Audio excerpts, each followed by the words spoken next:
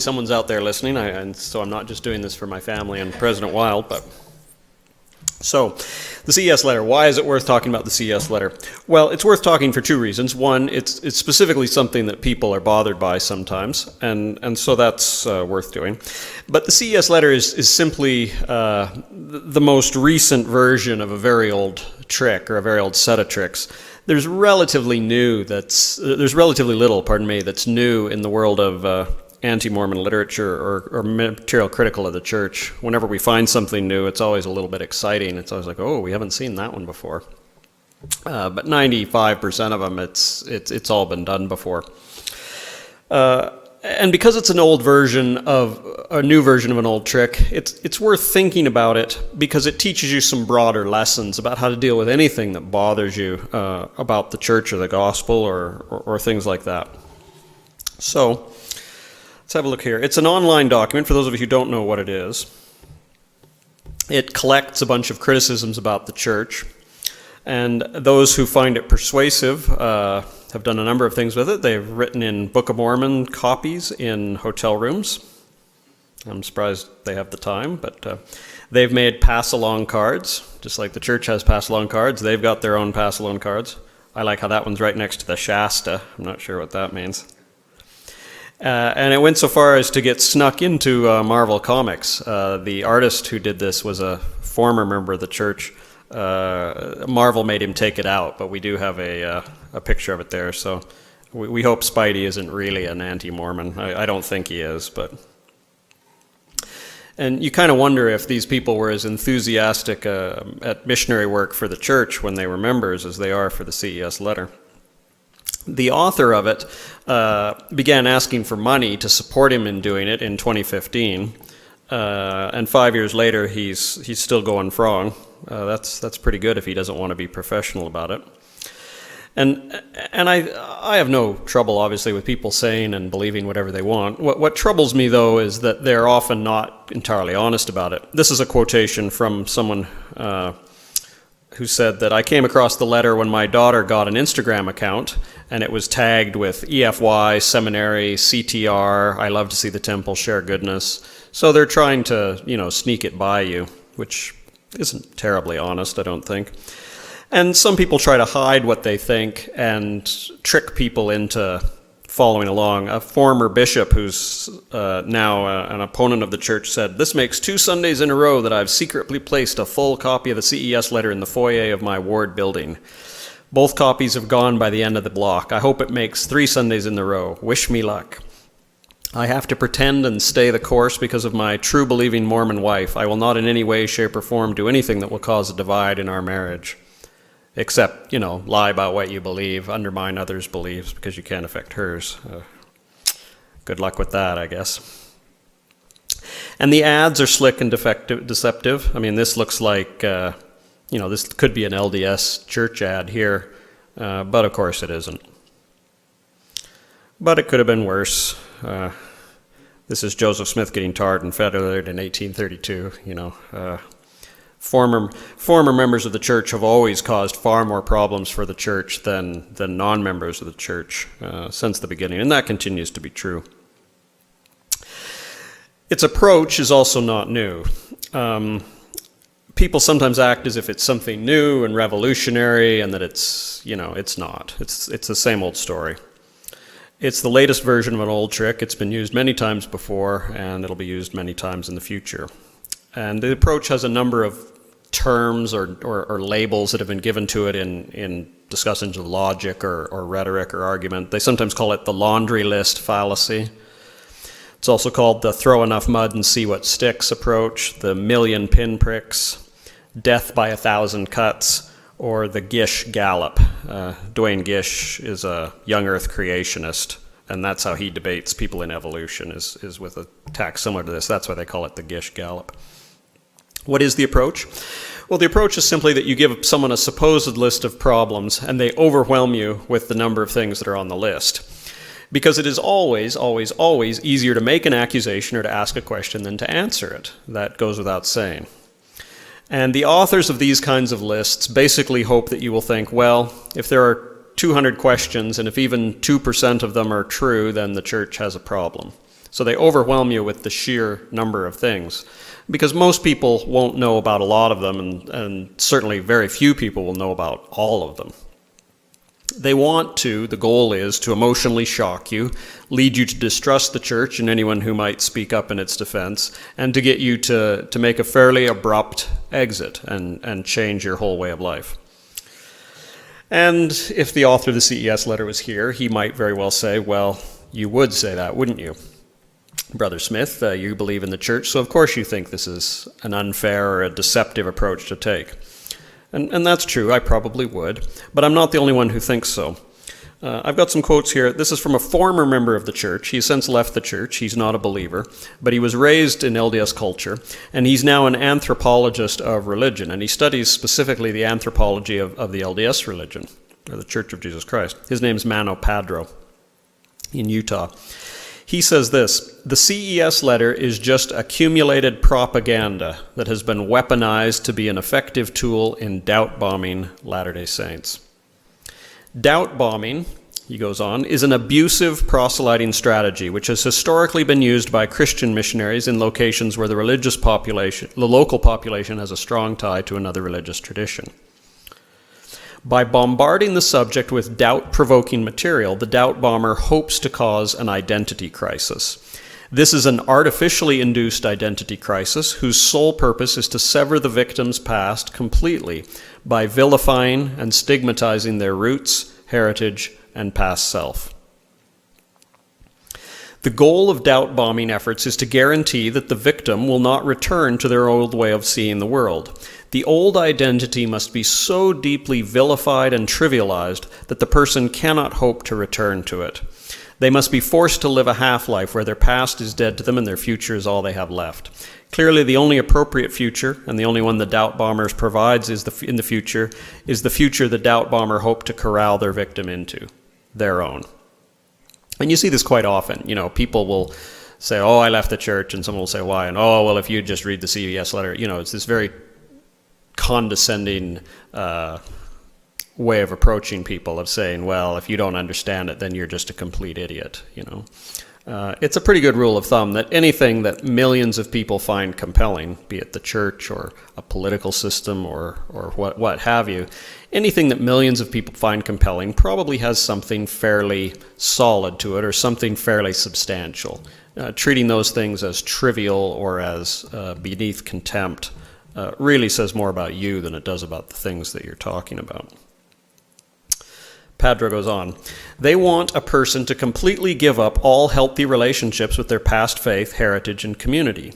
The need of the proselyter is treated as if it were more important than the psychological health of the victim, right? This 65-year-old ex-bishop, I mean, to feel good about himself or to comfort himself for the fact that he's going to a church he no longer believes in, what does he have to do? Well, he has to leave copies of the CES letter lying around. And he doesn't just go up to people and tell them openly what he thinks. He's got this stealth approach, you know, and that's exactly what Padro is talking about here. This reveals the true priorities of the doubt bomber. They're not doing it for the victim's benefit. They're doing it to advance their own particular worldview. And trying to advance your worldview is fine. I mean, I'm trying to advance mine in speaking here. But at least be honest. Be upfront about what you're doing. Don't try to sneak it past me. You know, don't dress the wolf up in this threadbare old sheepskin and, you know, his tongue's hanging out and I can see his teeth and you're, oh, look at the nice sheep. You know, don't pull the other one. Come on, you know. The victim of doubt bombing is just collateral damage, a human sacrifice that must be made for the greater good. This is a sad reality of the anti-Mormon ministry. He says ministry, I mean, traditionally these have been conservative Christian ministries. Nowadays, they're more likely, honestly, to be secular, but they're still ministries in the same way. They still have an ideology and a worldview that they're pushing, and they're trying to get you out of yours into theirs. Honesty, says Padro, ironically, is not their forte. That's an understatement, which is really bizarre considering how much they criticize the church for not being honest. This tactic of intentionally luring Latter-day Saints into a situation, right? That's what that ex-bishop's doing, right? He's not forthrightly sitting down with someone and telling them what he thinks. He's trying to lure them into reading this document, getting doubt-bombed, and then abandoning their faith. He's not being upfront about what he's trying to do. This tactic, into a situation where they're bombarded with questions they don't know how to answer, is a documented tactic used by these groups. They openly express it. This incredible violation of people's boundaries is done intentionally. They know they can't sell their point of view any other way. When I was a missionary, I went out and I talked to people of many worldviews and religions. And of course, I had things that I had in mind that I would hope they would accept. But I didn't have to go out and try to get them to doubt Catholicism or Islam or secular humanism or disengaged French atheism. I told them what I believed and what I thought. I didn't worry about focusing on their beliefs, They are trying, says Padro, to coerce you into a situation where they can bombard you with so many doubt-provoking questions that they can cause your resolve to collapse and your identity to fall apart.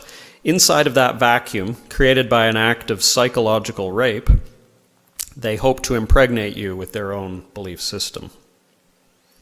If that sounds abusive, it's because that's what it is. It's an extension of the cultural legacy of the Inquisition. They can't torture you, but they can humiliate you and pressure you with questions you don't have an answer to yet. They try to hit you up with too many of these questions to answer, because if they don't, it wouldn't work.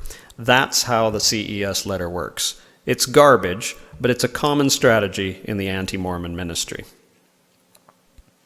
When I was a kid, he says, so this is when he was still a member of the church, the Lighthouse Ministry, that was Gerald and Sandra Tanner, and CARM, were the two big groups using this strategy. Now Mormon Stories, that's John DeLynne's anti-Mormon effort, the Life After Ministry, Mormon Think, and a number of other groups are all relying on the same abusive tactic. The internet has made this very easy method or proselyting to abuse. This tactic of online clickbaiting is an excellent example of this, but they have also developed other methods. What's important for you to take away from this, he concludes, is that the history that doubt-bombing critics like the CES letter sold you is inaccurate, and it was deliberately designed to pressure you out of your faith and to vilify you, your family, and your friends for belonging to that faith. In many ways, it is a lie. In others, it is a simple omission of inconvenient facts.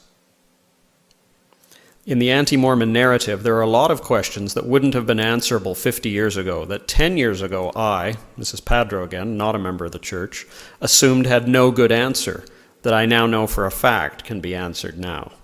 Close quote.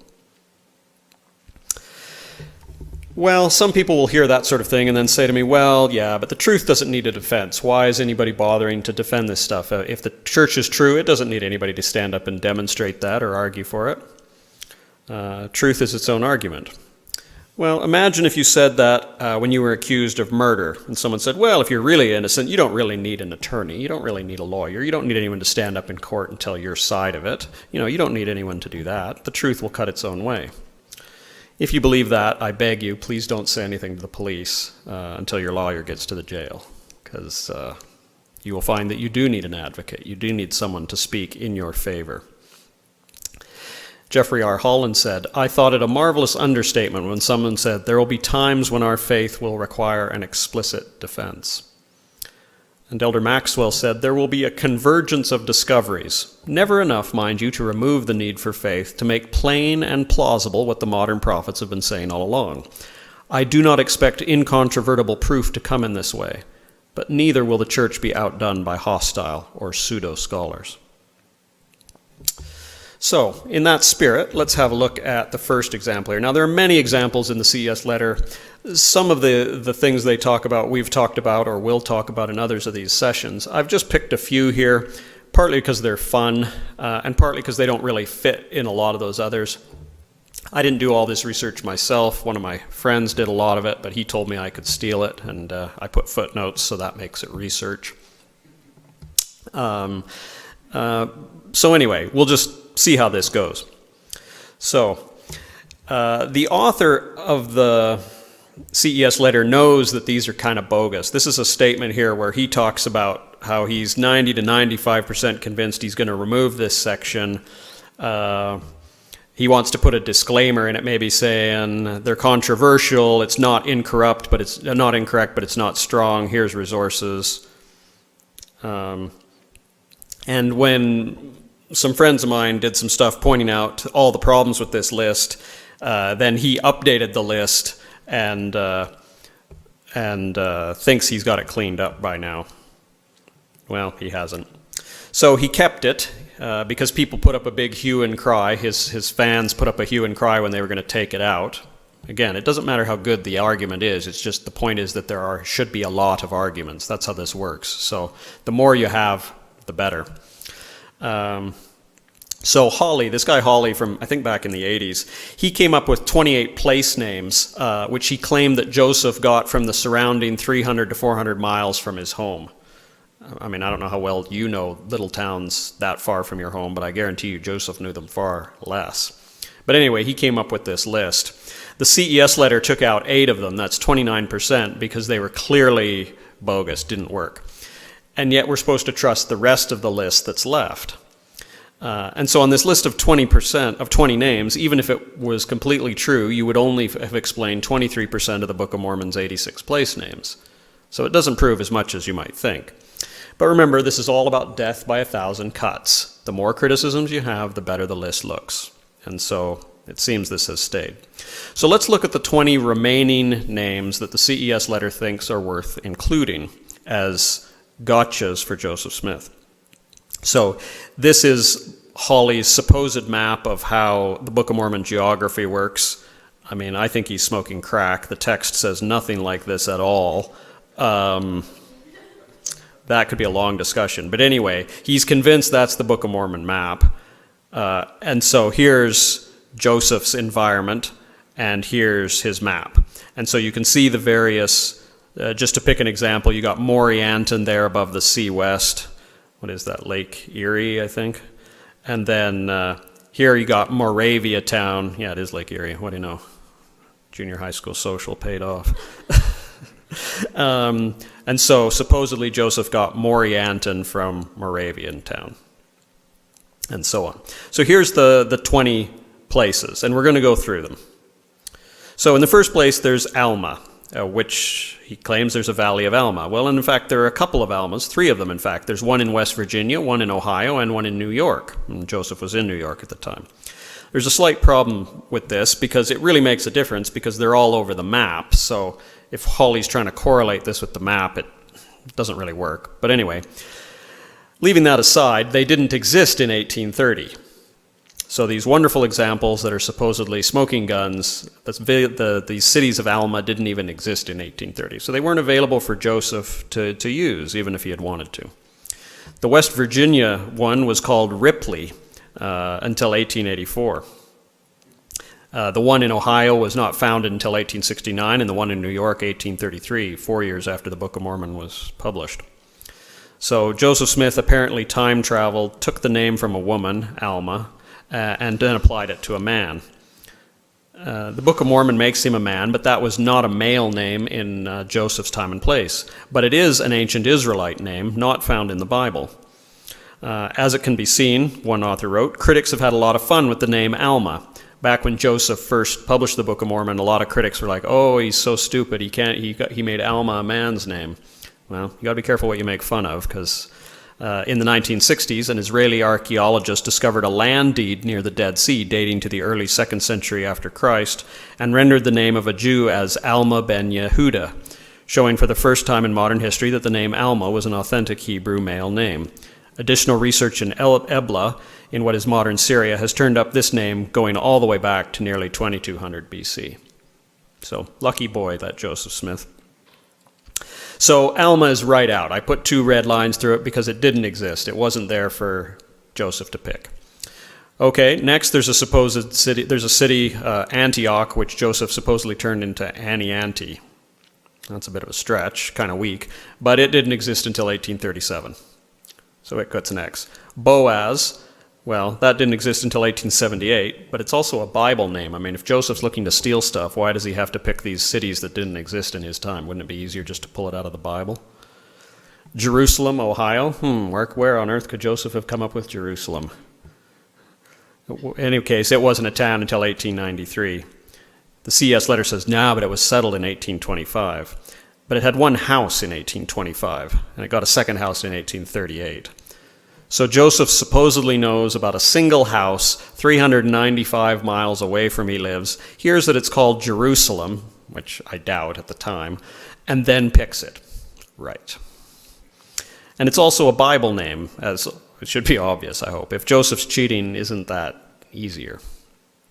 There's Shiloh, Pennsylvania. It wasn't named that until 1907. Shalom is the word that it's supposedly borrowed from, and that means peace in Hebrew, and it's in the Bible anyway. So again, if you're looking for Joseph copying, the Bible makes more sense. Noah Lakes, this is supposedly the land of Noah. Again, didn't exist. That's a modern reservoir. It was made by a big dam that was built there. Not built in Joseph's day, and it was 315 miles from where he lived. And Noah is also somewhere to be found in the Bible if you look real close. There's also Sodom, Ohio. Well, that also didn't exist in Joseph's day, and again, Sodom is well known in the Bible. And the Sidon, what they try to get Sidon, is probably referring to the city of Sidon on the coast of Israel. But again, it's in the Bible and more plausible. Then there's Ripple Lake, Ontario, which Joseph supposedly turned into Ripley-Ancum. Well, this one did exist in Joseph's day, so we finally have something that's at least theoretically possible. But it was 324 miles away from his home. And it was a lake that measured 700 meters by 200 meters. Can you name a lake that small, 300 miles from here? I doubt it. But we'll put a little circle around that one because it's at least theoretically possible. Jacobsburg, Ohio, 373 miles from Joseph. It was a postal stop. And by 1833, it had a post office and a tavern and a store. And Jacob, again, you can find that in the Bible. They're really stretching here. Why does Joseph have to get all these places, tiny, tiny places? You know, why isn't he picking any of the big places? How does he know about these spots? Sherbrooke, Quebec. It was called Hyatt's Mill, and it became Sherbrooke in 1818, but again, 408 miles away. And this is supposed to be equal to Shur, so Sherbrooke, Shur, that's a stretch. Kishkementas, Pennsylvania. Again, a post office stop in 1826. It was 320 miles from Joseph's home. It was made a town in 1876. But, you know, maybe the poverty-stricken Joseph Smith's family was always mailing letters to these obscure places. I don't know. Mantua, Ohio, supposedly Manti. This is another post office stop. It became a town only in 1898. It's 280 miles away. Ramah, another post office stop. Maybe Joseph collected stamps. Maybe that's how he knew all this. 267 miles. So let's just pause here and take stock. Of the 28 options, 8 of them even the CES letter cut out because they made the rest look silly.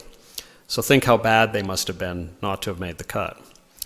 Of the 20 left, 2 of them didn't exist at all at that time. 6 didn't exist, but had Bible names that could have been used. 4 did exist, but were tiny outposts between 267 and 408 miles from where Joseph was. So we're down to only 8 left, which is only 29%. But you notice how the tactic of let's throw a lot of the mud works. The map, it's got a big pretty map, it's a big impressive list, this is intimidating and serious. And the author assures us how fair he's being because he's taken out the less plausible ones, though that disguises how bad the whole idea was to begin with. And tracking all this down was not easy. I kind of worked on the side a little bit with my friend when he was doing it. But it took some time, even today, with the internet and everything. So imagine if this came out in 1980 or 1985. How would you deal with it? You know, how would you answer these questions? It looks laughable when you set it all out, but to get there takes a lot of work. And the idea is that if you throw dozens or hundreds of these sorts of things at somebody, nobody has time to do all the work, especially when you're berating them or making them feel stupid or deceived or gullible or tricked by the church. Moving on. Jordan. Well, finally we've got something that match. 47 miles away. It didn't become a town until 1835, but it did exist in Joseph's day. But it was also a Bible name. Again, why does he have to resort to these? Lehigh, Pennsylvania, for Lehi. Sure, why not? Was a pound, but again, also a Bible name. Helam, Pennsylvania. This is not in the Bible. This is, for me, the first one that is even close to a hit that's not in the Bible.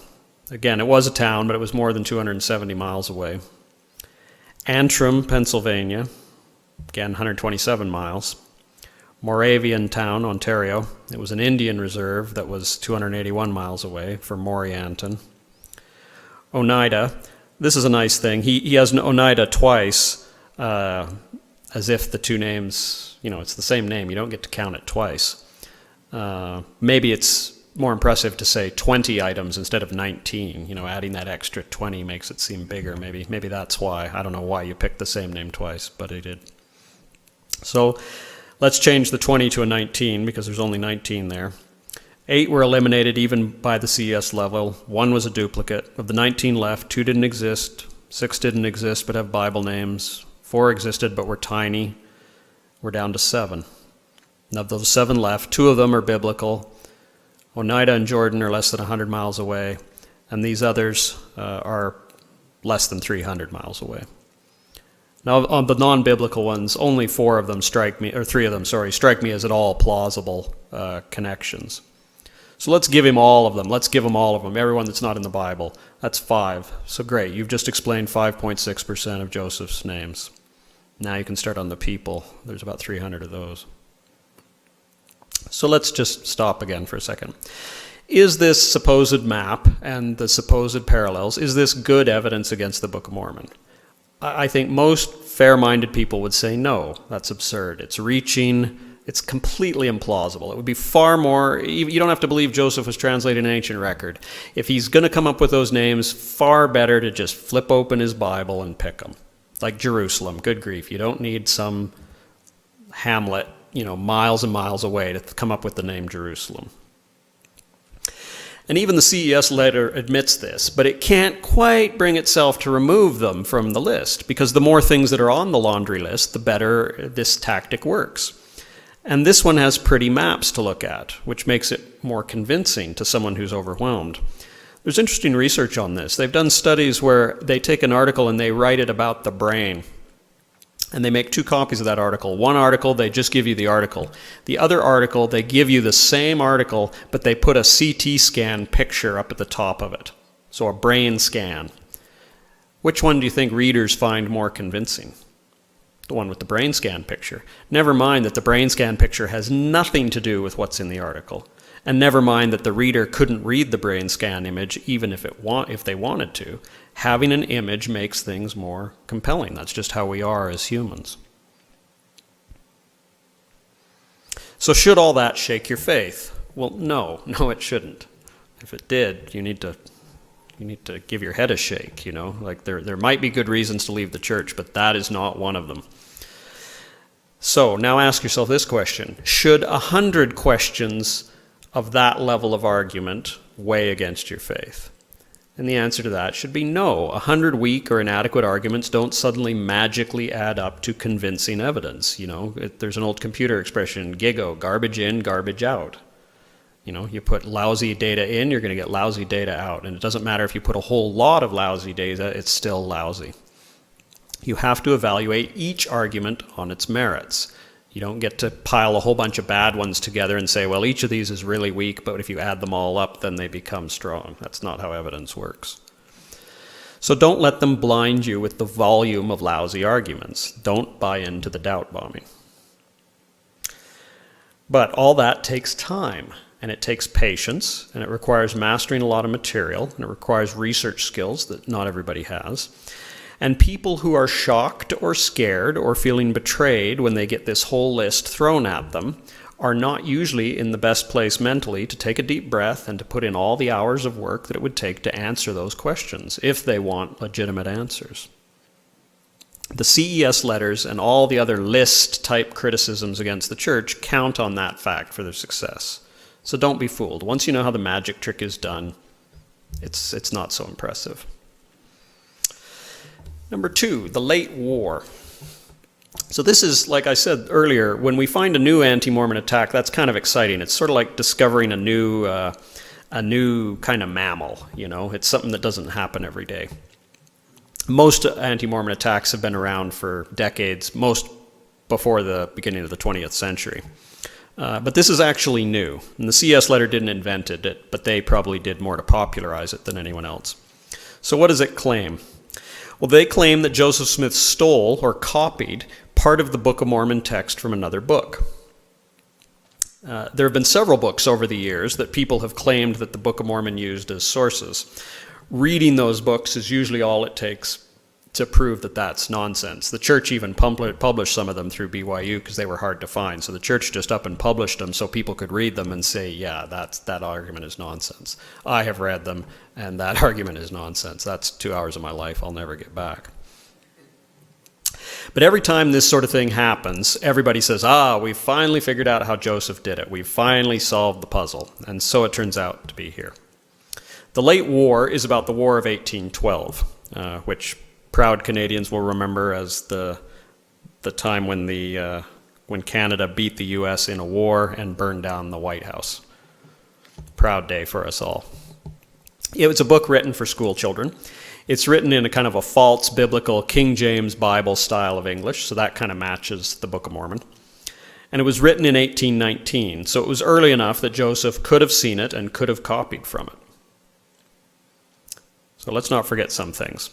So when you're confronted with something like that, the first thing you should remember is, now wait a minute, I have to put this in with all the other evidence I know. As we've talked about the translation of the Book of Mormon, you have to remember that all the eyewitnesses talked about him doing it in a certain way, about putting the seer stone or the Urim and Thummim in a hat and putting the hat over his eyes. And they all, anyone who said anything about manuscripts, made it very clear that Joseph didn't have any books and he didn't have any manuscripts and he didn't have anything to cheat off of. And the CES letter, ironically, makes a big deal about Joseph translating with his face in the hat. But if that's true, then how the heck is he supposed to put his notes with the late war into the hat and read them? You know, does he have a candle in there? What's he doing? There's no LEDs, there's no iPods. You know, fire is the only way to light the inside of your hat. So the CES letter's arguments aren't even internally consistent, right? If we're going to accept the late war argument, then we shouldn't really accept what it says about seer stones and vice versa. But again, it doesn't matter. It's not trying to create a coherent narrative here. It's just trying to present you with as many reasons for doubt as it can. Okay, so before we even get into the actual claim, our suspicion should be up. We should be saying, now wait a minute, I don't know anything about this late war book, but I do know something about how the Book of Mormon was said to be translated. And that doesn't quite work, unless Joseph's memorizing the late war and then spitting it back later. So. And remember, the late war is not about religion, and the plot is entirely different. So Joseph isn't getting much of the Book of Mormon from it. The characters are different, and the Book of Mormon doesn't have anything about, burning down the White House or anything like that.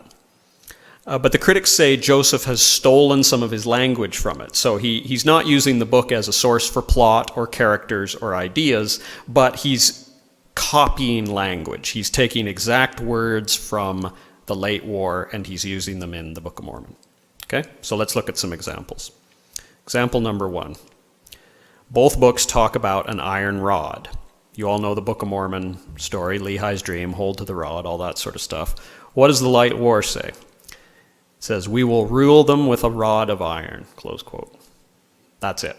That's the whole theft. That's what Joseph has. So rod of iron, basically, is what Joseph has supposedly stolen from the late war.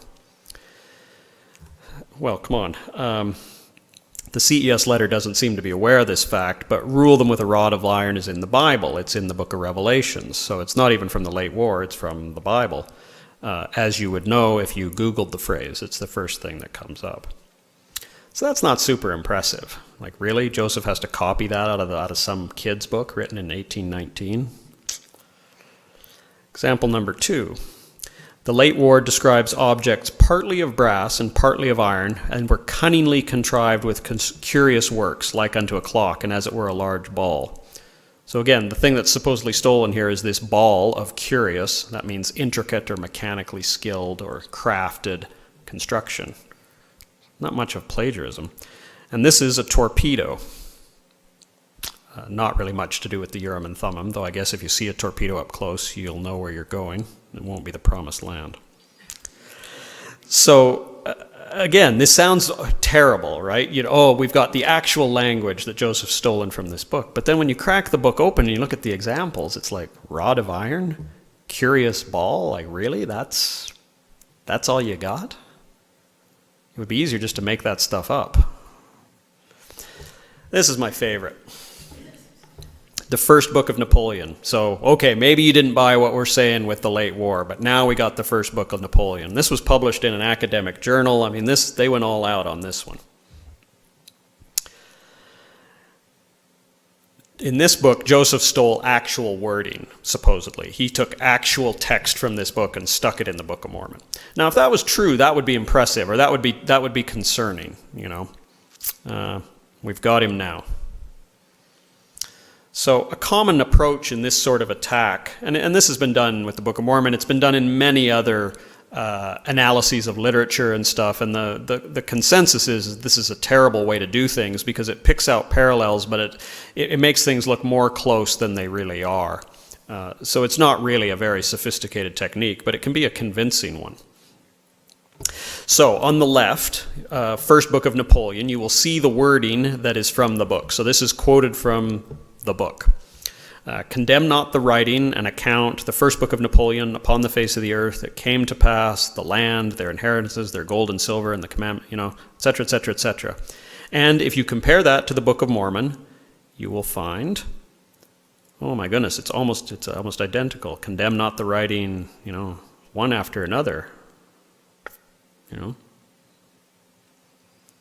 It's an exact match, Batman. This can't have happened by chance, can it? This is clearly forgery or copying, right? Well, if you think that, you have not been paying attention. Stay with us. First off, and this is Brother Smith's lesson number 1 to reading anti-Mormon literature.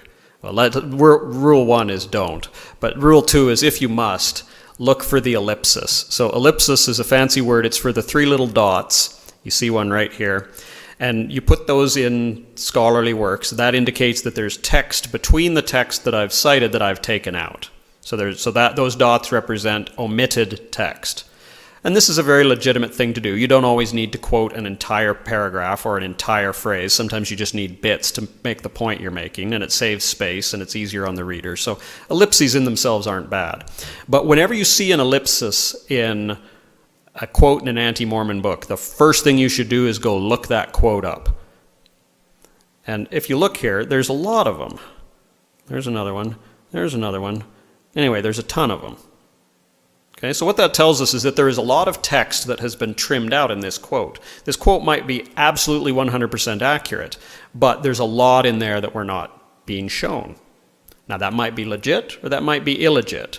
But again, in my experience, if you're reading an anti-Mormon book, the first thing you ought to do is you ought to go check those sources. As soon as I see an ellipse, I start rubbing my hands together because I know that I'm going to find good stuff. I can't tell you how many times I've found things hidden that way. I mean, I won't say it's always the case, but I would bet almost that it's more often than not. More often than not, there's something there the author doesn't want you to see or hopes you don't know about. So where is the Book of Mormon material from? Let's look at that. Well, here we've split it out. So in red there, you've got the list of where this stuff all came from. So there's 53 words here, and they come out of the title page and the whole first 3 chapters of the Book of Mormon. So title page, then 1 Nephi, then 1 Nephi 11, 1 Nephi 5. Oh, wait a minute, that isn't in order. Then 1 Nephi 2:11, so now we've jumped a whole chapter ahead.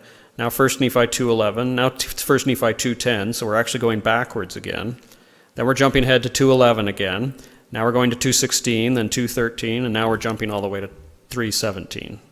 So these things really aren't in order, and they're jumping all over the place. They're huge gaps.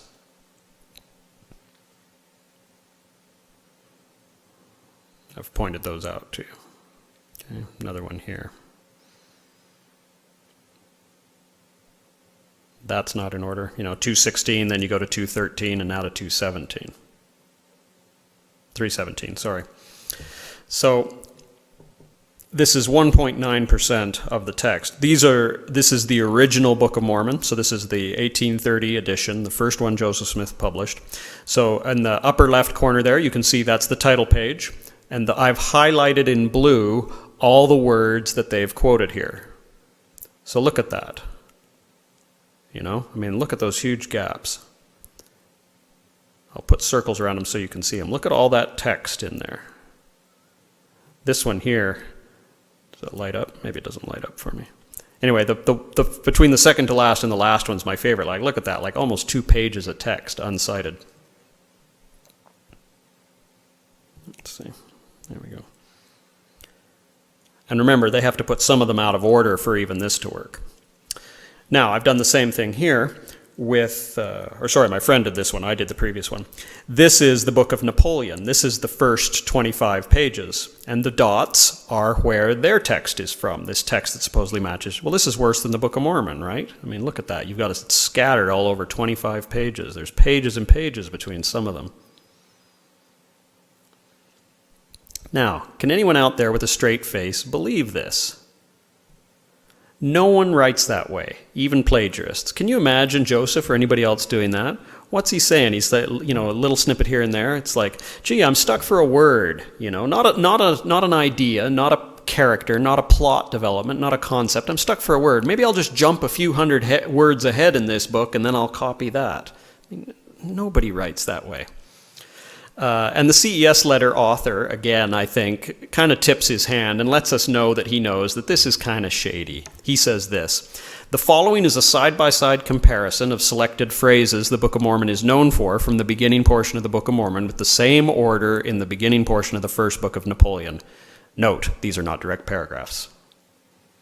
It's like it's like the disclaimer on all the drug ads, right? This will cure your heartburn, may cause rectal bleeding. It's that sort of thing. With the same order. Well, no, they aren't. They're not the same order. And these aren't direct paragraphs. Yeah, no kidding, they're not direct paragraphs. They're not even on the same page, some of them. So the reason that this attack is new is that coming up with something like this, silly as it is, would be pretty much impossible without a computer. Nobody writes like that. Nobody plagiarizes like this, especially in Joseph's era. But you can find false patterns using short snippets of text if you compare two works that are long enough. But it takes a computer to do it. It can look impressive until you know how the trick is done. And if you want to know my guess, I think they took the Book of Mormon text and a bunch of 19th century text and just turned the computer loose until they found one that kind of matched. That's my guess is how they did this. I very much doubt that anybody was reading the first book of Napoleon and they said, oh my gosh, this is just like the Book of Mormon. No, they turned their computer loose on probably hundreds or thousands or tens of thousands of texts, and law of averages, if you do that enough, you're going to find some hits. But even with this, they really had to work at it. They had to flip stuff around, and it's really not in the order they claim it is. So, and at the end of the day, let's say Joseph did do that, even though it makes no sense. Where did he get the other 98% of the text? You haven't explained anything, You've just made his job harder, if anything. So, only cheesy amateurs do stuff like this, right? It's only guys who have nothing better to do that post PDFs online on their blog that do this sort of thing, right? Well, I wish that was true. But these types of techniques, when used to attack the church or its doctrines, or to challenge the church and its doctrines, are distressingly common, even, I'm sorry to say, in academic work. Authors often rely on the fact that their readers trust them. That's why we're reading the book. If we didn't trust the author of a book or an article, then we wouldn't read it in the first place. So authors there's an implied trust that's between us. And that trust can be heightened if they seem to be very scholarly, if they seem to follow all the rules and put in their ellipses and put little footnotes and with references. And we think, well, surely they wouldn't out and out lie to me, would they? Surely they wouldn't. They might be mistaken, but surely their heart's in the right place. Well, maybe. But they trust, or they count on the fact that their readers are by and large not going to check the footnotes. Most of us, when we pick up a book, most of the time, we don't check every footnote. When I read books like this, I do, because I know what I'm going to find. But it takes a long time, and it's tedious. So this is a recent example that I just ran onto. It will be published sometime soon, after the poor source checkers have to check my 578 footnotes in the paper. So I've been reading this book that I have published, or I've submitted a review on. It is not a fly-by-night sort of book. It is not published by a nobody. It is published by an academic university press in 2020, I think.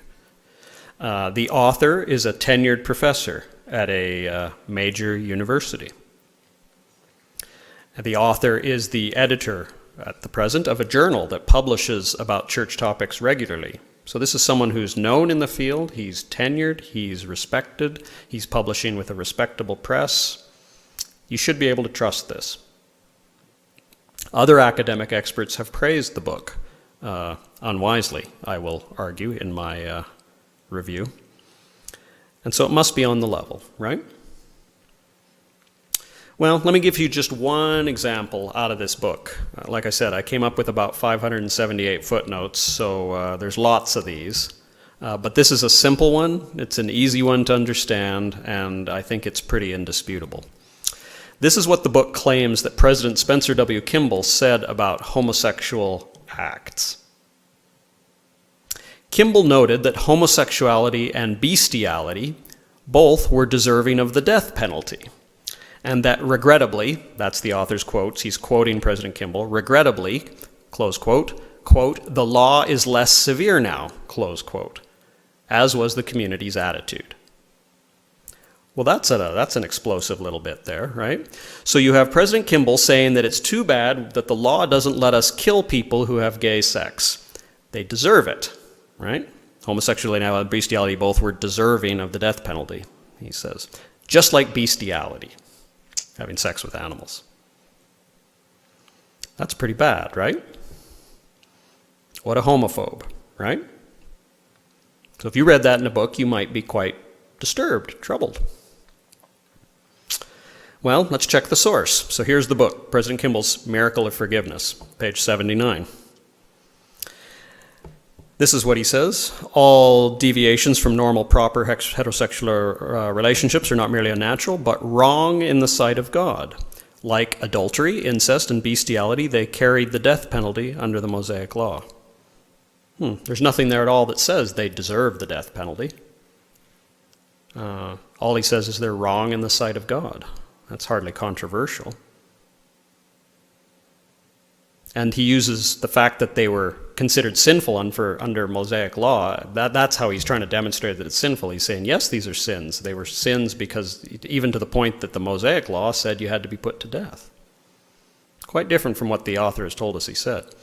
But he quoted him, right? Remember, he quoted, let's just go back here. He quoted him, regrettably, the law is less severe now. Okay, so according to this author, President Kimball thinks it's too bad that the law doesn't let us kill people who have gay sex. Okay, let's see what President Kimball actually said. President Kimball actually, in the book, said this: the law is less severe now than the Mosaic law, and so, regrettably, is the community's attitude to these grave sins. Wait a minute. That's totally different.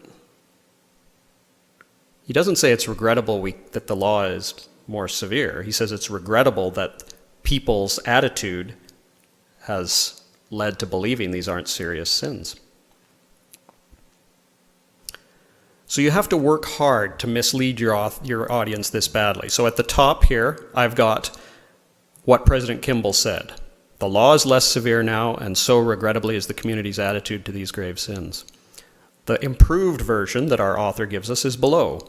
Regrettably, let's pull that over there, the law is less severe now, as was the community's attitude, which he doesn't put in quotes, which he should, because it's a quote from President Kimball. So, having seen that, would you trust this author's use of his sources without checking them? You shouldn't, because he has betrayed our trust here. Everything he said, in a sense, is true here. The word regrettably, yes, that's in quotes, and that is from President Kimball. The law is less severe now. Yup, President Kimball said that. But he switched the order. It would have been far easier if he really wanted to show what President Kimball said to just quote the sentence. But instead he puts quote, open quote, regrettably, close quote, then a news thing, open quote. That kind of shady. You have to work that hard to be that misleading. And he isn't, and to point out finally, and President Kimball isn't just talking about homosexuality and bestiality. We're supposed to be shocked by that President Kimball is lumping these things together. President Kimball also mentioned the same penalty for incest and adultery. He's talking about all sexual sins as it being unfortunate that our attitudes are regarding them as less severe. He isn't singling out same-sex sins as uniquely terrible, deserving of death. He nowhere says they deserve death. He says they were punished by death under the Mosaic Law, and that's how we know they were sins. President Kimball also says this: although Israel's swift and severe punishment, which was death, incidentally, for infractions of the Sabbath is not exacted today, this does not lessen the seriousness of the offense to the Lord for violating his day. So President Kimball's saying, even though we don't, the law doesn't require people to be put to death for violating the Sabbath, that doesn't mean that it's not a sin. Newsflash, President Kimball wants Sunday shoppers put to death. Film at 11. Makes no sense. So there's quite a difference between someone saying those who commit homosexual acts deserve to be killed, just like people who have sex with animals, and it's too bad we can't do that anymore, versus what he actually says: homosexual acts are sinful, just like other sexual acts that have been forbidden, and always have been, and it's too bad that society doesn't agree anymore. So the same kind of approach. So when you see those ellipses, when you see the quotes, if it doesn't sound right, if it doesn't smell right, check the sources. So what's our take home here? Well, asking questions is easier than answering them, always. Lots of bad arguments don't add up to one good argument. There are answers to sincere questions about church history, scripture, and doctrine. We've seen some of those. We've talked about some in other times we've spoken together. And if there's things in the CES letter or anywhere else that you want to review or go over, just let President Wild know and we'll deal with them. I haven't intentionally avoided any argument in the CES letter because I don't think there's an answer or I don't think it can be dealt with. There's a lot of them and we don't have all that much time. So if there's questions you think should be treated here, let's treat them. Those answers will never and should never dispense with the need for faith. No one's ever going to be able to prove to you that Jesus was resurrected in 33 AD 33. No one's ever going to be able to prove to you that Joseph Smith saw the Father and the Son in the sacred grove. No one's ever going to be able to prove to you that the Book of Mormon is an ancient text. But all of those and many other claims can be defended, and any attack on them is not going to be definitive either. There's nothing that the critics can throw at you or the church or the gospel that doesn't leave room for belief and for faith and for trust and in God. And only revelation can ultimately build spiritual strength. What I've done here, we've shown you some of the logical problems with these arguments. We've had a bit of fun with it maybe, but that's not grown your testimony, I don't think, or it probably shouldn't much, It's at best, it's cleared some of the weeds out. It said those things are not reasons to toss your testimony and go home. Only revelation can do that. So these kinds of discussions, they're a place to start. They are not a place to end. These things don't matter in the least. Like that stupid little map of Hawley's made back in the 1980s, it doesn't matter if anybody in the church knows about that. It makes no difference. The only time it matters is if that becomes one of the reasons that people decide to throw their testimony away, or to quit praying, or to quit reading their scriptures, or to quit keeping their covenants. Then it matters a whole lot. So only revelation can deal with these sorts of things. Bad arguments shouldn't destroy our faith in God. You will also find sometimes as you read and learn about these things that some of what you've thought's been incorrect, and that's okay. We're all learning. If you read a book and you don't learn anything new and you don't change your opinion or your view about something, then you probably wasted your time reading that book. It either wasn't worth reading or you weren't paying attention, and you should have changed your opinion about something. That's a normal part of life. That's a normal part of living. It's a normal part of becoming an adult and how we function in the church. So don't be afraid of changing your mind. Don't be afraid of changing how you see things.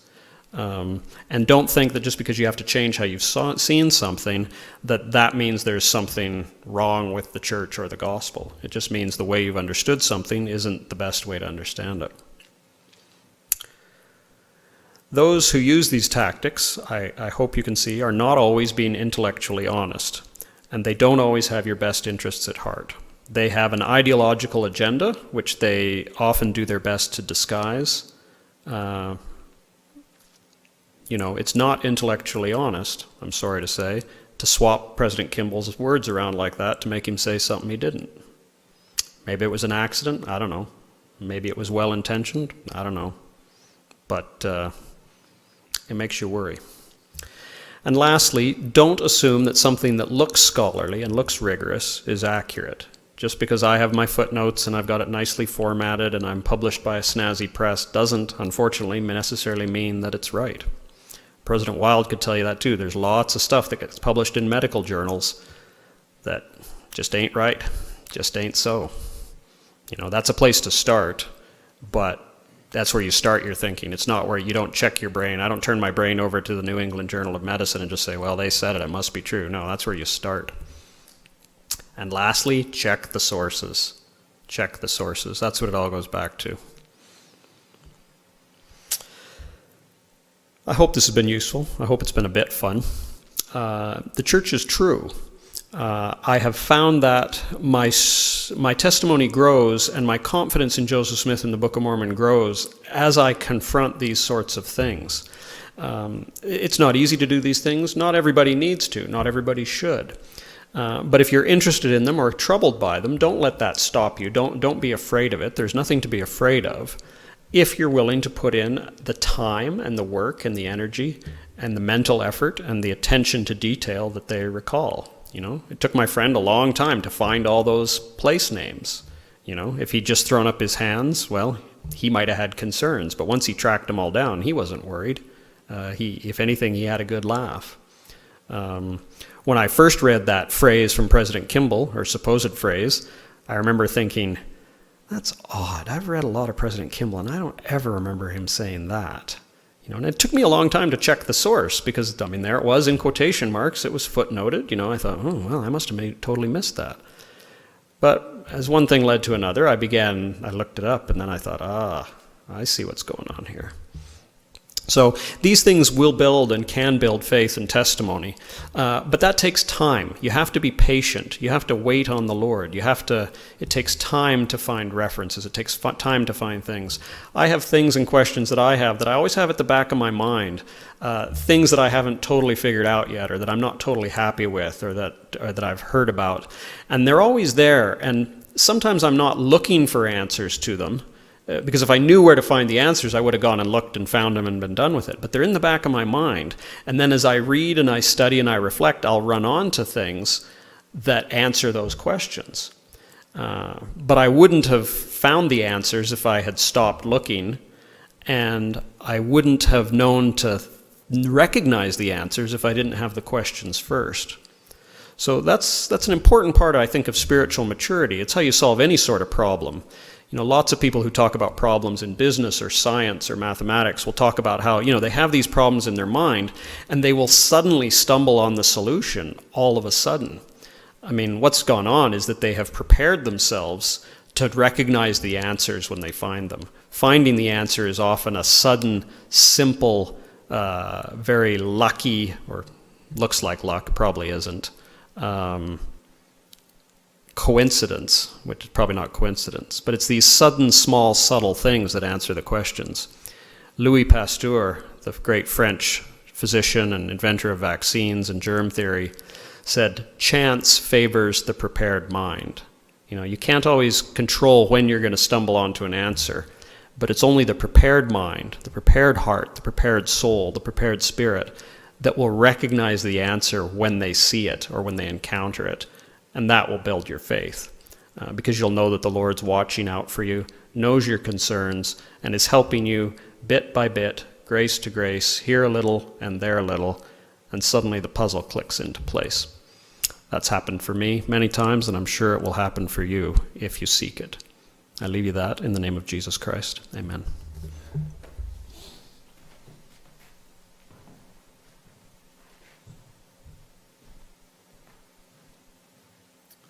Well, thank you, Greg. Appreciate that, and appreciate all of your attendance out there. These tactics are not going to go away. As the work hastens, the adversary is trying to tear this down harder and harder. And so you will all be faced with these types of questions or things that you're asked about. So I hope you just take from tonight anyways, do not take everything at face value. And it was Elder Renlund in our recent YSA face-to-face that we had, where he said, questions are good. He says, the church is here because of the questions of a young boy. It's doubts that we have to watch out for. So don't let doubts creep in. Questions that come, take the time and study them. And I thank Brother Smith so much for his time. We will have a closing prayer by Sister Rebecca Smith from our Victoria Park Ward.